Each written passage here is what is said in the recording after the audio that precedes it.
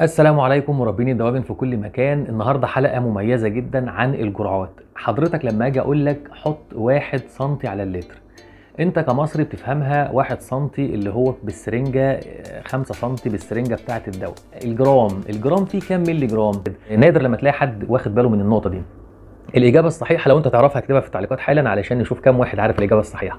لكن الاجابه الصحيحه هي ان الجرام فيه 1000 مللي جرام. الجرام فيه 1000 مللي جرام. طيب المعلقه الصغيره لما اجي اقول لك حط معلقه صغيره على اللتر فيها كام جرام؟ المعلقه الصغيره دي اللي هي بتاعت الشاي او السكر دي فيها 5 جرام. فلما اجي اقول لك حط نص معلقه صغيره على اللتر معناها انك هتحط 2 الى 3 جرام على اللتر.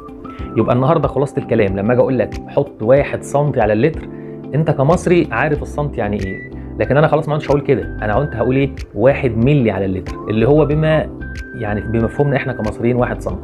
هو الصح انك تتكلم في الحجم بالمتر المكعب او بالملي المكعب. لما نيجي نقيس سوائل المفروض او الدواء يعني المفروض نقول 1 مللي على اللتر.